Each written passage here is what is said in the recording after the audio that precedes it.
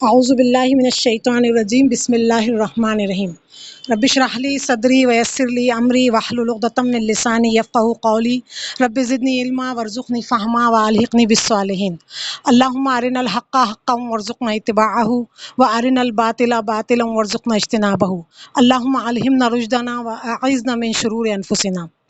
بہت ہی پیاری پیاری طالبات اور معزز خواتین، ماؤں بہنوں، السلام علیکم ورحمۃ اللہ وبرکاتہ۔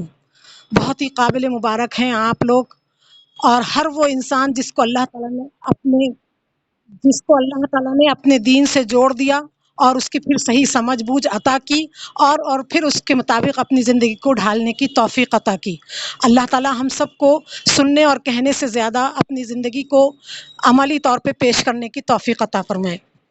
تو عزیز طالبات، دیکھیے، میں آج جو آپ لوگوں کو سنانے والی ہوں قصہ، آج ہمارا جو ہے قصہ سننے کا دن ہے۔ قصہ مطلب جیسے کہ ہم نے یہ پچھلی بار یہ جانا تھا، حضرت ہاجرہ اور حضرت سارہ علیہ السلام کے بارے میں جانا تھا، تو اس میں ہم نے یہ بات واضح کری تھی کہ اللہ تعالیٰ نے قرآن میں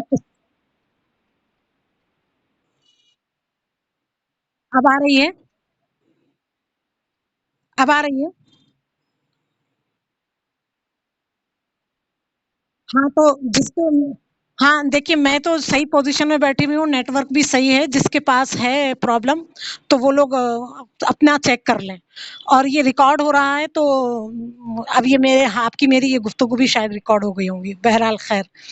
تو ہم نے یہ جانا تھا کہ یہ جو ہم قصے سنتے ہیں، کیوں سنتے ہیں، یہ بات واضح ہوئی تھی ہمارے سامنے کہ قرآن نے قصے سنائے ہیں، اور کیوں سنائے ہیں؟ تاکہ عبرت حاصل کریں اولی الالباب، اور تاکہ عقل سے کام لیں۔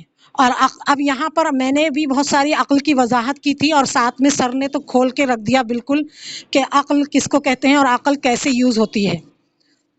جب روح اور عقل کا تال میل ہو، جب جو ہے شخصیت پروان چڑھتی ہے۔ تو دماغ اور جسم اگر کام کریں تو پھر جو ہے روح پروان نہیں چڑھتی ہے، تو یہ شخصیت پروان نہیں چڑھتی ہے۔ تو عقل اور روح کے ملاپ کے بعد جب عقل اور روح ایک ہو جائیں تو پھر ہماری شخصیت پروان چڑھتی ہے۔ تو اللہ تعالیٰ نے قصے سنانے کا مقصد بھی اللہ تعالیٰ کا یہی ہے قرآن میں۔ اب دیکھیے، ہمارا جو یہاں پر آج جو قصہ ہے وہ فرعون کی بیوی کی معاشطہ۔ معاشطہ مطلب میم عین الف شین توئیں اور آخر میں ہا، معاشطہ۔ معاشطہ یعنی کہ سنگار بناؤ کرنے والی۔ وہ فرعون تھا، یعنی کہ بہت بڑا بادشاہ تھا وہ، تو اس کے جو ہے بے شمار خادمات تھیں۔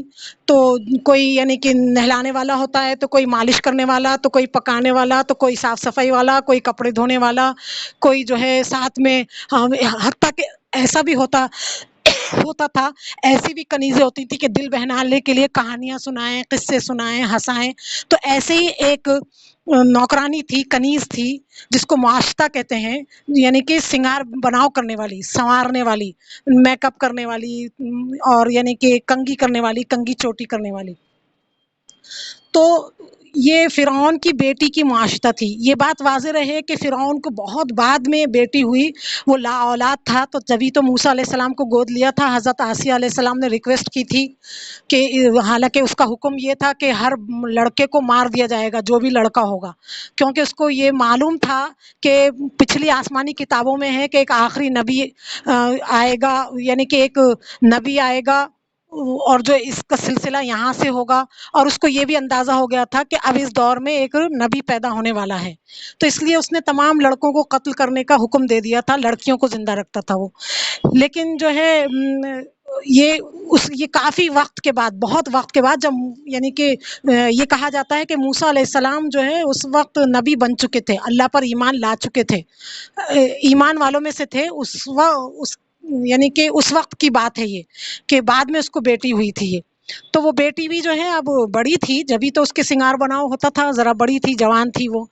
تو اس کا جو ہے ایک بار وہ کنگھی کر رہی تھی، اور وہ جو نوکرانی جو تھی، وہ جو کنیز تھی، وہ بھی ایمان لا چکی تھی موسیٰ علیہ السلام کی تعلیمات پر۔ موسیٰ علیہ السلام کو نبی مان چکی تھی، اور آپ ان کی تعلیمات پر ایمان لا چکی تھی۔ تو اس کے دل میں جو ہے صرف اللہ رب العزت کا ہی جو ہے وہ مقام تھا، جو کسی اور کا نہیں تھا۔ اس زمانے میں جیسے کہ فرعون جو ہے اپنے آپ کو سجدہ کرواتا تھا، یعنی کہ سجدہ بھی کرواتا تھا اور اپنے آپ کو خدا کہتا تھا. بہت سارے بادشاہ ایسے گزرے ہیں جو اپنے آپ کو خدا کہلواتے تھے لیکن سجدہ نہیں سجدہ کرواتے تھے. بہت سارے بادشاہ اپنے آپ کو سجدہ کرواتے تھے، جھکاتے تھے، بالکل پیروں پہ گراتے تھے، لیکن اپنے آپ کو کوئی رب اور خدا نہیں کہتا تھا. لیکن فرعون کی تباہ اور بربادی کی وجہ یہ ہے کہ اس نے اپنے آپ کو انا ربکم الاعلی کہلوانا شروع کیا تھا کہ میں ہی تمہارا سب سے مقدم اور اصل رب ہوں. تو لیکن یہ جو خادمہ تھی اس نے اس بات سے انکار کر دیا تھا، اس کے دل میں ایمان گھر کر گیا تھا. یہاں پر میں رک کے تھوڑی سی تمہید بانوں گی، وضاحت کروں گی کہ دیکھیے ہمارے ظاہر سے زیادہ اللہ کو باطن پیارا ہے ہمارا، اور ہماری اللہ تعالیٰ کو جسم سے زیادہ پورے جسم میں قلب پیارا ہے. اللہ تعالیٰ ہمارے جسم کو نہیں دیکھتا ہے بلکہ ہمارے دلوں کو دیکھتا ہے. اللہ تعالیٰ ہمارے ظاہر کو نہیں دیکھتا ہے بلکہ باطن کو دیکھتا ہے. جس طریقے سے ہم اللہ جو ہے دل میں اسی وقت بستا ہے اور باطن اسی وقت مضبوط ہوتا ہے جب ہم اللہ کے لیے اس کو پاکیزہ رکھیں گے. اللہ کوئی معمولی ہستی نہیں ہے. اللہ تعالیٰ کوئی معمولی یعنی کہ کوئی معمولی یعنی کہ الفاظ اس کی شان میں ادا کریں تو اس کا حق ادا نہیں ہوگا. وما قدر اللہ حق قدر، ہم کتنی ہی اس کی کبریائی بیان کریں حق ادا نہیں ہو سکتا. تو اللہ تعالیٰ تو بہت ہی یعنی کہ اس کی تعریف اور اس کی تعظیم کتنا بھی انسان بیان کر لے. قرآن خود کہہ رہا ہے، سورہ کہف میں ہے اور دوسری جگہ بھی ہے، سورہ کہف کے آخر میں ہے کہ ساری دنیا کے درخت پیڑ بن جائیں اور ساری دنیا کے سمندر سیاہی بن جائیں جب بھی اللہ تعالیٰ کی تعریف نہیں ہو سکتی، بلکہ قرآن یہ ہے کہ ان جیسے اور لے آؤ تو بھی جو ہے وہ سیاہی یعنی کہ پورے سمندر سوکھ جائیں گے اور قلم جھاڑ سے بنے ہوئے قلم ختم ہو جائیں گے، لیکن اللہ کی جو ہے تعریف بیان نہیں ہوگی. تو اللہ تعالیٰ جو ہے بہت عظیم ہے، تو عظمت والا ہے اللہ. تو اللہ تعالیٰ کے عظمت کے لحاظ سے ہمارا دل اور ہمارا باطن جتنا زیادہ پاکیزہ ہوگا اتنا زیادہ جو ہے اللہ کی توجہ ہماری طرف ہوگی. کیونکہ دیکھیے ہمارا اپنا خود پیمانہ یہ ہے، ہم جیسی محفل میں جاتے ہیں اس اعتبار سے تیار ہو کے جاتے ہیں. بہت بڑے یعنی کہ یہ اچھا ہے یا برا ہے وہ ایک سیکنڈ چیز ہے وہ، لیکن میں یہ بتانا چاہ رہی ہوں کہ ایک انسانی سوچ کیا ہے. جیسے بڑے خاندان بڑے لوگوں امیر اور کروڑ پتی لوگوں کی ہوگی، ہم اس لحاظ سے ڈریس پہن کے اور اس لحاظ سے زیور پہن کے جائیں گے کہ وہ لیول کے لوگ ہیں، میں ان میں جو ہے بالکل ایسی نہ دکھوں کہ میں عجوبہ بن جاؤں. تو ہم اس لحاظ سے جو ہے اپنے آپ کو مینٹین کر کے جاتے ہیں. اسکول مدرسہ جاتے ہیں تو اس لحاظ سے جاتے ہیں، اجتماعات میں جاتے ہیں تو اس لحاظ سے جاتے ہیں، جیسی محفل ہوتی ہے اور جیسے لوگ ہوتے ہیں اس لحاظ سے جاتے ہیں. کوئی کسی بہت عظیم ہستی سے ملنے جائیں گے ہم تو اس کے لحاظ سے ہم اپنے آپ کو تیار کر کے جائیں گے، سب ٹیپ ٹاپ کر کے دیکھ کے جائیں گے اپنے آپ کو. تو جب ہم دنیاوی اعتبار سے اپنا ظاہر ایسا مینٹین کرتے ہیں جس کی ظاہر پہ ہماری نگاہ ہوگی، ہم اس کے لیے اپنے آپ کو ایسا مینٹین کرتے ہیں. ہمارے اللہ تعالیٰ کی نگاہ ہمارے باطن اور قلب پر ہے، تو ہم کو اپنے باطن اور قلب کو بھی ایسے ہی آراستہ کرنا ہے.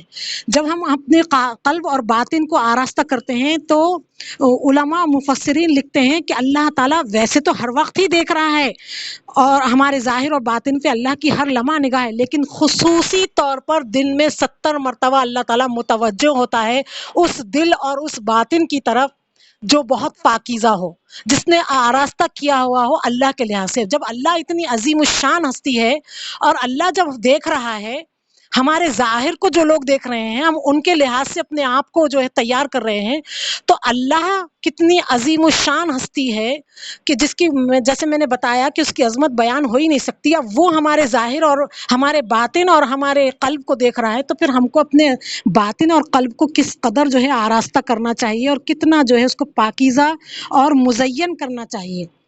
اس کو جو ہے اچھی سوچ، اچھی عادتوں، اچھے خیالات اور اچھی چیزوں سے آراستہ کرنا چاہیے. ہماری پوری توجہ سر کی بھی جو کلاس ہوتی ہے وہ یہی ہوتی ہے کہ پوری توجہ باطن کی طرف ہو. جب باطن ڈیولپ ہوتا ہے تو خود بخود جو ہے ظاہر پرکشش بن جاتا ہے. اور پھر اتنا ہی نہیں، حدیث قدسی میں ہے کہ جب اللہ متوجہ ہوتا ہے تو پھر کیا کرتا ہے اللہ تعالیٰ جو ہے دنیا کے لوگوں سے کہتا ہے کہ میں محبت کرتا ہوں، تم بھی اس سے محبت کرو، اور ہر دل میں اللہ تعالیٰ اس کی محبت ڈال دیتا ہے. اور پھر جب بندہ یعنی کہ دنیاوی لوگ بندے محبت کرنے لگتے ہیں، پھر اللہ تعالیٰ فرشتوں سے دنیاوی زمین پر جو فرشتے ہیں ان سے کہتا ہے کہ میں محبت کرتا ہوں، میرے بندے محبت کرتے ہیں، تم بھی محبت کرو. اور پھر آسمان کے فرشتوں سے بھی کہتا ہے کہ میں محبت کرتا ہوں، میرے تمام بندے محبت کرتے ہیں، دنیاوی فرشتے محبت کرتے ہیں، آسمان کے فرشتوں سے کہتا ہے کہ تم بھی محبت کرو. یعنی کہ یہ صرف سننے اور مزہ لینے کی باتیں نہیں ہیں، یعنی کہ یہ بہت ہی بڑا مرتبہ ہے، کوئی معمولی بات نہیں ہے کہ اللہ تعالیٰ ہم جو ہے لڑتے ہیں جھگڑتے ہیں اور جو ہے کوششیں کرتے ہیں اپنے آپ کو پورا ٹیپ ٹاپ، اپنا گھر اپنا سب کچھ ہم کس لیے کرتے ہیں؟ ہماری ساری تقویٰ کیا ہے؟ مجھے عزت ملے، مجھے محبت ملے. اللہ تعالیٰ نے فارمولہ بتا دیا کہ عزت اور محبت کا فارمولہ کیا ہے. عزت اور محبت کا فارمولہ یہ ہے کہ تم میرے لیے اپنے دل کو آراستہ کر لو، میرے لیے اپنے باطن کو آراستہ کر لو، میں تمہارا ظاہر بھی پرکشش بنا دوں گا اور تمہیں عزت اور محبت، کائنات کی ہر چیز سے عزت اور محبت کرواؤں گا. تو ہماری پوری توجہ اور کوشش ہمہ وقت اللہ کی طرف ہونا چاہیے. تو میں یہ بتا رہی تھی کہ جب انسان کی سوچ ایسی بن جائے، اور سوچ ہی سب کچھ ہوتی ہے، مائنڈ جو ہے سیٹ ہو جاتا ہے. اور اگر ہم نے مائنڈ کو ایسا سیٹ کر لیا ہے نا تو مائنڈ جو ہے بہت اڑیل گھوڑا ہوتا ہے اور بہت سرکش گھوڑا ہوتا ہے. وہ اگر ہم نے اس کو بے لگام چھوڑ دیا تو وہ جو ہے ہم کو گرا دے گا، ہم کو یعنی کہ لڑکا دے گا، ہم کو اس کو سنبھالنا مشکل ہو جائے گا. لیکن اگر وہی مائنڈ کو ہم نے ایسا ٹرین کر دیا تو پھر مائنڈ کیا ہے، ہمیں جو ہے اچھی سوچ دے گا. اس کی ہیبٹ وہی بن جائے گی جو ہم نے اس کو ڈال دی ہیبٹ. کیسے؟ عقل اور روح کے ذریعے. عقل اور روح جب مضبوط ہو جاتی ہے تو مائنڈ بھی پھر اس کے تابع ہو جاتا ہے. تو ہمیں جو ہے کیا کرنا ہے، اپنے عقل اور روح کی مدد لے کر، یعنی کہ اپنے باطن اور قلب کو سنوار کے مائنڈ کو جو ہے اپنے قبضے میں کرنا ہے. اس کو سرکش اور اڑیل گھوڑے سے نکال کر ایک تابع گھوڑا بنانا ہے، جو ہمارے لیے، جیسے کہ بڑی بڑی جنگوں میں گھوڑے ٹرین ہونے کے بعد مستفید کرتے ہیں، بڑے بڑے نقصانات سے بچاتے ہیں، بڑی بڑی اطلاعیں دیتے ہیں. تو جب ہم اس سرکش مائنڈ کو، مائنڈ ہوتا ہی سرکش ہے، اگر مائنڈ کے تابع انسان ہو جائے تو پھر جو ہے اس کی نہ دنیا بن پاتی ہے نہ آخرت بن پاتی ہے، دماغ کے پیچھے بھاگے تو اس لیے ہمیں اس کو تابع کر کے، اس کو جو ہے ٹرین کر کے، اس کو اللہ یعنی کہ ایسا تابع کرنا ہے کہ وہ ہم کو اللہ کی مرضی کے مطابق چلائے، اور ایسا ہو سکتا ہے. تو اب دیکھیے انسان کی سوچ ہی سب کچھ ہوتی ہے. ہم ہمارے بچوں کے دماغ میں جو بٹھا دیں، بچوں کو کیا معلوم، اور ہم بٹھاتے ہیں جب بھی جلدی نہیں بیٹھتا ہے. جب ہم بار بار کوئی چیز ریپیٹ کرتے ہیں، کوئی رشتوں کے تعلق سے، کسی کھانے پینے کی چیز کے تعلق سے، ہم مائنڈ بناتے ہیں. مائنڈ میں کچھ ہوتا تھوڑی ہے، مائنڈ ہم بناتے ہیں، اپنا بھی بچوں کا بھی. اب ہم نے بچے سے کہہ دیا فلاں سے نہیں ملنا، فلاں جو ہے ایسا ہے ویسا ہے. ہم نے بچے سے کہہ دیا یہ چیز نہیں کھانا، یہ چیز ایسی ہے ویسی ہے. تو وہ چیز دیکھتے ہی اس کو کیا ہوگا، اس کا مائنڈ اس کو بتا دے گا کہ یہ جو ہے نہیں کرنا ہے. تو یہ سب سیٹنگ کا ایک مائنڈ کی ہوتی ہے، اور اس کو ٹرین کیا جاتا ہے. ہم کیسا ٹرین کر رہے ہیں، عقل اور روح کے مطابق ٹرین کر رہے ہیں یا اس کو جو ہے سرکش بنا کر چھوڑ دیا ہے، یہ اب ہمارے ہاتھ میں ہے. اور یہ کرنا بے انتہا ضروری ہے. جو نہیں کرے گا، ایسا نہیں ہے کہ نہیں کرا تو چلے گا، نہیں کرا تو دنیا بھی بے سکون اور آخرت میں بھی جو ہے پکڑ. اللہ تعالیٰ نے بھیجا ہی اسی لیے ہے کہ عقل اور روح کو جو ہے سے مدد لو اور مائنڈ کو اس کے تابع کرو، اور پھر جو ہے میرے پاس سرخرو ہو کے آؤ، راضیۃ مرضیہ، تم بھی راضی میں بھی راضی، تم بھی خوش میں بھی خوش. تو سوچ ہی سب کچھ ہوتی ہے. ہم جیسی اپنی سوچ بنا لیتے ہیں، پوری زندگی ہماری اسی کے مطابق گزرتی ہے، پورے اعضاء ہمارے اسی کے مطابق حرکت کرتے ہیں. اب یہاں پر کیا تھا، یہ فرعون کی بیٹی کی جو داشتہ تھی اور کنیز تھی، اس کا معاملہ کیا تھا کہ اس نے اللہ کے بارے میں اپنے مائنڈ کو ایسا سیٹ کر لیا تھا، اتنا مضبوط بنا لیا تھا، ایمان اس کا اتنا پختہ ہو گیا تھا، اس کی سوچ اللہ کی ذات کے سلسلے میں اتنی مضبوط ہو گئی تھی. جیسے کہ ہم نے پہلے ہاجرہ اور سارہ علیہ السلام کے بارے میں بھی سنا، وہ بالکل جنگل میں تھیں، لیکن وہ اللہ کے بارے میں ان کی سوچ اتنی پختہ تھی، یقینی تھی کہ جو ہو رہا ہے اللہ کے حکم سے ہو رہا ہے، یہ میرے رب کی مرضی ہے. اب مجھے کیا کرنا ہے، مجھے کیا کرنا ہے، یہ سوچنا چاہیے ہر مرحلے میں زندگی کے۔ تو اس نے کیا کیا، کنگھی کر رہی تھی وہ اس کے فرعون کی بیٹی کے، تو اس کے ہاتھ سے کنگھی گر گئی تو اس نے بسم اللہ پڑھ کے اٹھائی، تو اللہ کے نام کے ساتھ اٹھائی، تو اس نے کہا اللہ نام سے جو ہے ہر دور میں ہمیشہ ہی تمام ہی لوگ واقف تھے اللہ کے نام سے، اللہ کے جو دیگر نام ہیں ان سے واقف نہیں تھے، لیکن اللہ کے نام سے الہ اور اللہ، الف لام لگ گیا تو خاص معبود، تو اللہ کے نام سے سب واقف تھے۔ تو اس نے کہا کہ تم اللہ کس کو کہہ رہی ہو، میرے باپ کو کہہ رہی ہو؟ تو اس نے کہا نہیں، میں اللہ اس کو کہہ رہی ہوں جو موسیٰ کا، میرا، میرے بچوں کا، تمہارا اور تمہارے باپ کا یعنی فرعون کا بھی وہی رب ہے، وہی پیدا کرنے والا ہے۔ تو اس نے کہا کہ نہیں، میں اس بات کی شکایت میرے باپ سے کروں گی۔ تو اس نے کہا کر دینا، لیکن حقیقت یہ ہے کہ پھر اس نے سمجھانے کی کوشش کی اس کو کہ جب وہ تو تمہارا باپ ہے، جو باپ ہو سکتا ہے وہ اللہ کیسے ہو سکتا ہے، وہ معبود کیسے ہو سکتا ہے، لہٰذا وہ معبود نہیں ہے، فرعون معبود نہیں ہے، بلکہ معبود دے برحق تو اللہ ہے، اور وہ جو ہے اس کی کوئی اولاد نہیں ہے، وہ بے اولاد ہے۔ اس نے سب طریقے سے بتایا، لیکن اس لڑکی نے جو ہے نہیں مانی اور جا کے فرعون سے کہا، فرعون سے اس نے کہا کہ جو ہے ایسے ایسے کنیز نے یہ کہا اور میں نے یہ کہا۔ تو فرعون کو بہت غصہ آیا، کیونکہ اس کے اندر یعنی کہ دیکھو آج بھی ہم جو ہے انسانوں کو بہت سارے ایسے کہتے ہیں کہ اس کے اندر فرعونیت ہے۔ فرعونیت مطلب یہ کہ مجھے ہی مانو، مجھے ہی سمجھو، میں رانگ نہیں ہوں، میں ہی صحیح ہوں۔ تو ہم عام لینگویج میں بھی کہتے ہیں کہ ان کے اندر تو فرعونیت بھری ہوئی ہے، مطلب یہ کہ اپنے آپ کو کریکشن نہ کر کے 100% اپنے آپ کو ہی صحیح سمجھنا۔ تو یہ کیا ہے، عام بول چال میں بھی کہا جاتا ہے۔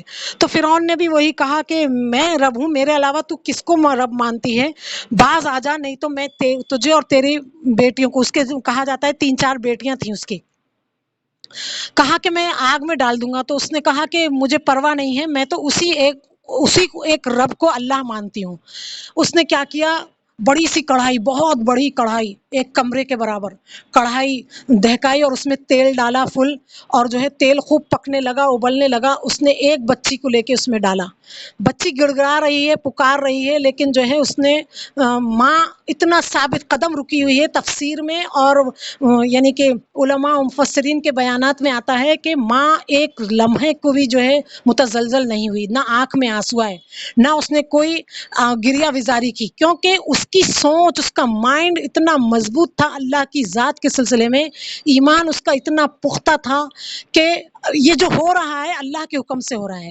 اس نے یہ نہیں سوچا کہ میں جو ہے اب جو ہے اب تو قبول کر لیتی ہوں، بعد میں جا کے اللہ سے معافی مان لوں گی، اور اللہ تعالیٰ تو دیکھ ہی رہا ہے کہ میں اللہ کو رب مانتی ہوں اور ایک اسی کو مانتی ہوں، اب اپنے بچوں کو بچانے، اپنی جان بچانے بول دیتی ہوں، بعد میں معافی مانگ لوں گی۔ نہیں، جس قدر ایمان پختہ ہوتا ہے اتنا زیادہ موت سے محبت ہوتی ہے، اور موت کو آنکھوں سے دیکھ کر لذت محسوس ہوتی ہے۔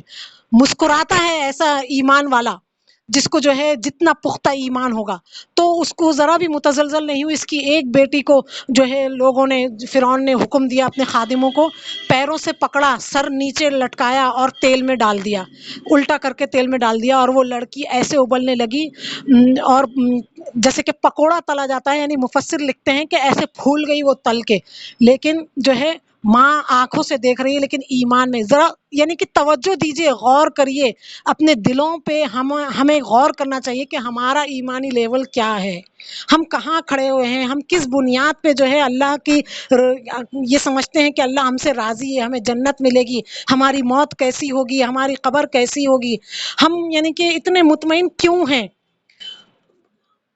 ہم اتنے مطمئن، ہمارا ایمان کا لیول کیا ہے؟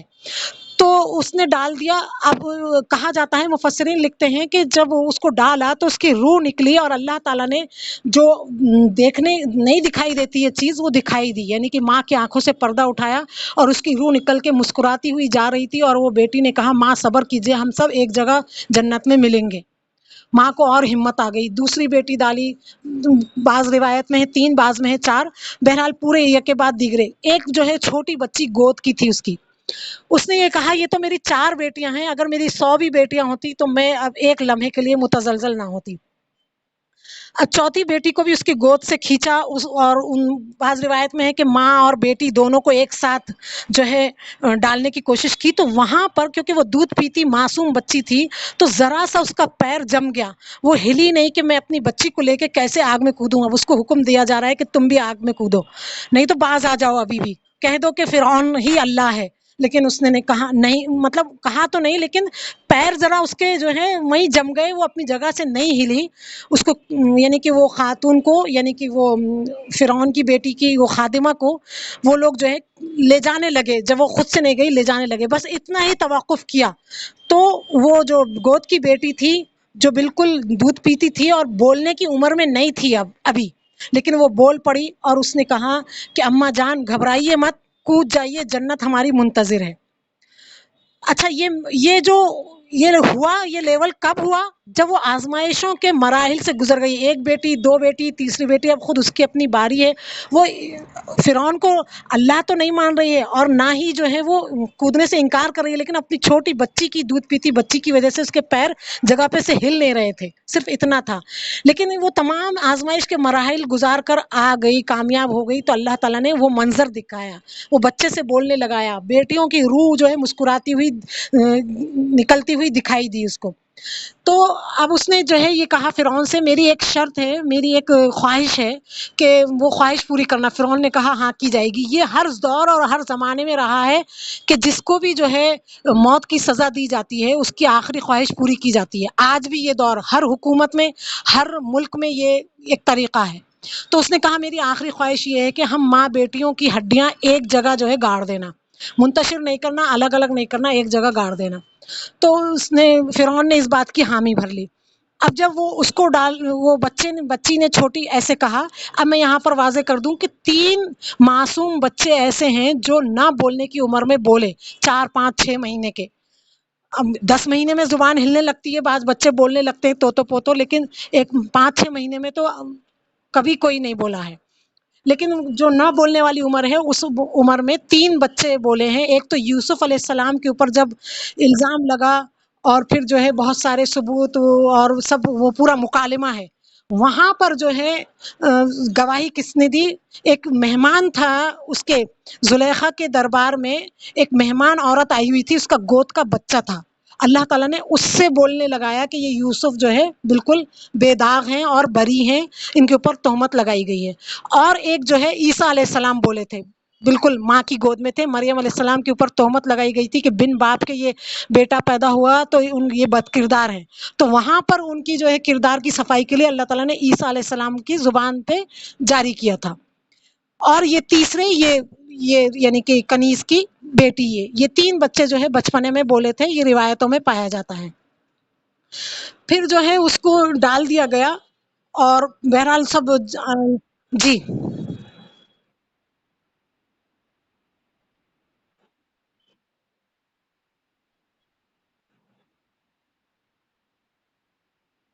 हाँ, यही।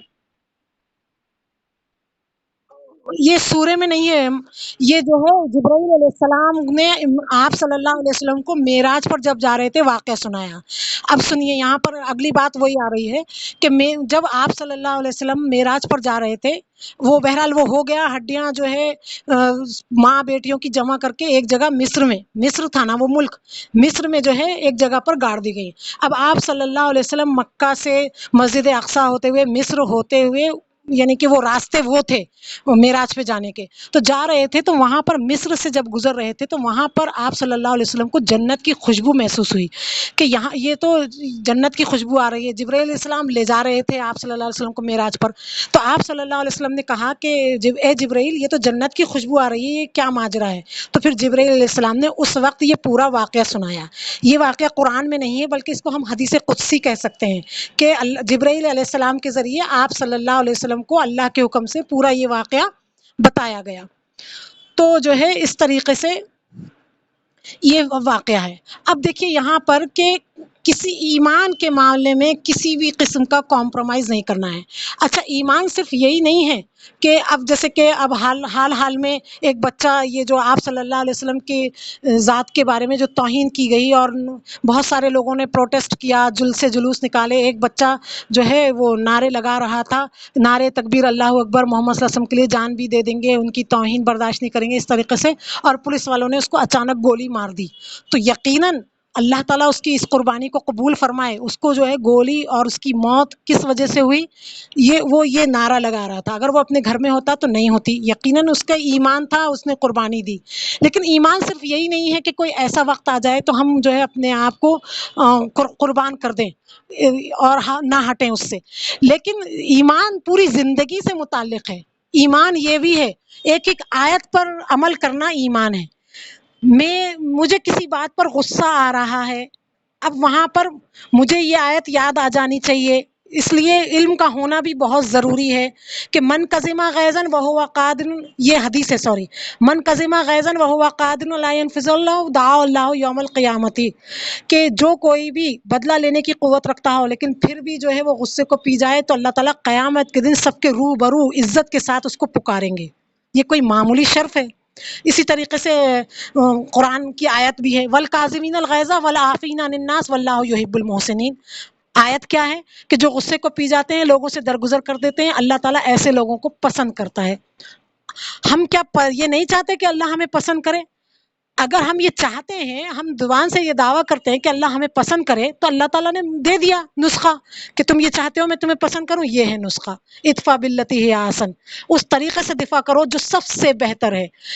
تو اس طریقے سے قرآن کی بہت ساری آیتیں ہم سے جو ہے مطالبہ کر رہی ہیں ایمان کا، ایک ایک لمحے، ایک ایک وقت پہ، یعنی کہ حلال حرام کی کمائی ہے، فساد سے بچنا ہے، ایک ایک آیت ہم سے مطالبہ کر رہی ہے، اور یہ ایک ایک مطالبہ جو ہے یہ ایمان ہی ہے کہ فساد برپا نہ کرو، آپس میں لڑو جھگڑو مت، فصلح خیر، صلح کرو، ایک دوسرے کے حقوق ادا کرو، حقوق کے سلسلے میں ہیں، اپنے اپنے مرتبے کے سلسلے میں ہیں، اپنے اپنے مقام کے سلسلے میں ہیں، اور حلال حرام کے سلسلے میں نماز روزہ زکوٰۃ حج، یعنی پوری شریعت، پوری زندگی کے ایک ایک معاملہ مسئلہ، بچوں کے سلسلے میں، میاں بیوی کے آپس کے معاملات، ماں اور اولاد کے معاملات، ہر معاملہ اس میں موجود ہے۔ وہ ہم سے اس بات کا مطالبہ کر رہا ہے کہ آؤ اس پر عمل کرو اور اپنے ایمان کو بڑھاؤ اور اللہ کے محبوب بن جاؤ۔ ہم اللہ کے محبوب بننا چاہتے ہیں، ایمان میں اضافے کی دعا کرتے ہیں اور اللہ سے اس کی رضا چاہتے ہیں۔ پورا مینول، جیسے کہ سر نے قرآن کے لیے کیا لفظ یوز کیا کہ مینول ہے، یہ پورا طرز زندگی موجود ہے، یہ طرز زندگی گزارو، اس میں رکاوٹیں بھی آئیں گی، نفس کو کچلنا بھی آئے گا، مرضی کے خلاف بھی ہوگا، اپنا بہت کچھ قربان بھی کرنا پڑے گا، مگر کر گزرو۔ اس عورت نے بھی تو، اس کنیز نے بھی تو کیا، معمولی بات ہے یہ، ایک صرف قصے کے طور پر سننے کی بات نہیں ہے یہ، بلکہ یہ آیت، یہ واقعہ ہم سے مطالبہ کرتا ہے کہ ہم بھی اپنے آپ کو جھنجھوڑیں کہ ہماری زندگی میں جو جو موقع آ رہے ہیں، کیا ہم اپنے آپ کو قرآن کے پیمانے میں، ایمان کے پیمانے پہ رکھ کر دیکھ رہے ہیں؟ کیا یہ ایمان کا تقاضا ہے؟ ایمان کیا یہ اللہ کا حکم ہے؟ کیا یہ رسول کی تعلیم ہے؟ اللہ اور اس کے رسول کی تعلیمات ہی تو ایمان ہے نا۔ اس عورت کے پاس جتنا ایمان پہنچا تھا کہ ایک اللہ ہے، اس کے سوا کوئی معبود نہیں، کسی کو آگے جھکنا نہیں ہے، کسی کو رب ماننا نہیں ہے، اس کی جتنا نالج تھی اس نے اسی کو اتنا پختہ کیا، اتنا پختہ کیا کہ اس کے لیے اس نے اپنی اولادوں کو جو ہے آنکھوں کے سامنے جلتا ہوا دیکھ لیا۔ تو جو ہے یہ قرآن کے مطالبے ہیں، جو جو قرآن کے مطالبے ہیں، ان مطالبوں پہ اگر ہم عمل کریں گے تبھی جو ہے ہم جو ہے ایمان کا حق ادا کریں گے اور ہم راضیۃ مرضیہ کی فہرست میں داخل ہوں گے، اور ہماری بھی جو ہے اللہ تعالیٰ ہماری زندگیوں میں بھی کرامات دکھائے گا جو ہم سوچ بھی نہیں سکتے، جو ہم کو بظاہر ناممکن نظر آ رہا ہو وہ ممکن ہو سکتا ہے۔ تو یہاں پر ہماری یہ آج کی بات مکمل ہوتی ہے۔ اللہ تعالیٰ سے دعا ہے کہ اللہ تعالیٰ ہمیں ہر لمحہ اپنے باطن کو سنوارنے اور اپنے قلب کو مزین کرنے کی توفیق دے، تاکہ ہمارا رب اللہ الہ واحد ہماری طرف دن میں 70 مرتبہ متوجہ ہو اور ہمارے مرتبے بڑھائے اور ہمارا ایمانی لیول بھی بڑھے۔ آمین ثم آمین۔